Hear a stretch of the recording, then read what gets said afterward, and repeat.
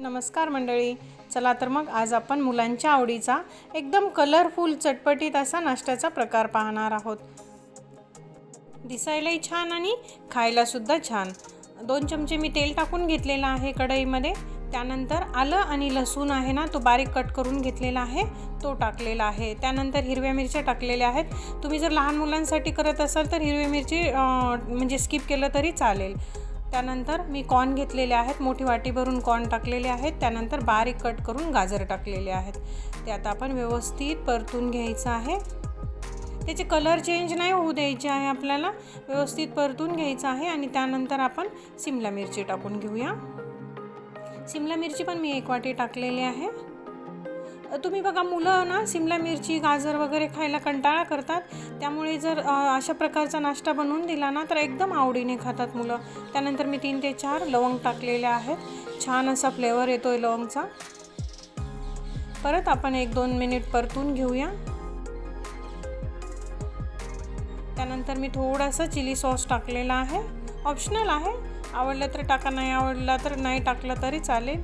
त्यानंतर मीठ टाकून घेतलेलं आहे, थोडं मीठ टाकलेलं आहे मी भाज्यांपुरतं। आणि व्यवस्थित परत परतून घ्यायचं आहे। त्यानंतर लाल तिखट 1 चमचा टाकलेला आहे, कारण आपण अगोदर हिरवी मिरची पण टाकलेली आहे ना, त्यामुळे। आणि त्यानंतर राईस टाकून घेऊया। मी 2-2.5 तास अगोदर शिजवून ठेवलेला होता। त्यानंतर थंड झाल्याच्या नंतर टाकायचा, त्यामुळे मोकळा छान असा फडफडीत होतो।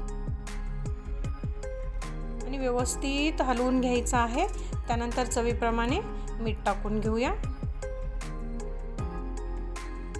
थोडंसं वरतून पाणी शिंपडलेलं आहे।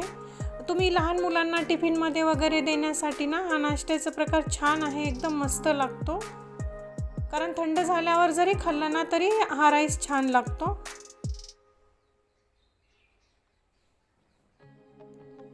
आणि लहान मुलांना कॉर्न वगैरे तर भरपूर आवडतात, त्यामुळे एकदम मस्त आहे। व्यवस्थित परतून झाल्याच्या नंतर 5 ते 6 मिनिट आपण त्यानंतर कोथिंबीर टाकून घ्यायची आहे। परत एकदा थोडंसं हलवून घ्यायचं आहे हलक्या हाताने।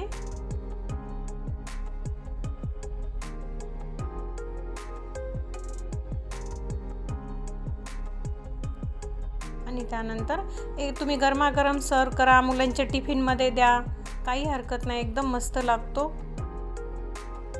फक्त लवंग आणि लाल तिखट किंवा हिरवी मिरची टाकायचं स्किप करा मुलांना द्यायचं असेल तर, कारण मुलांना जास्त तिखट खायला आवडत नाही।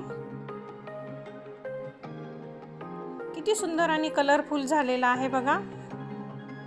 त्यानंतर थोडीशी कोथिंबीर टाकून आपण मस्त सर्व करूया। व्हिडिओ आवडला असेल तर व्हिडिओला लाईक, शेअर आणि आपल्या चॅनलला सबस्क्राईब करायला विसरू नका। फेसबुकवर जर पाहत असाल तर पेजला नक्की फॉलो करा। बाय।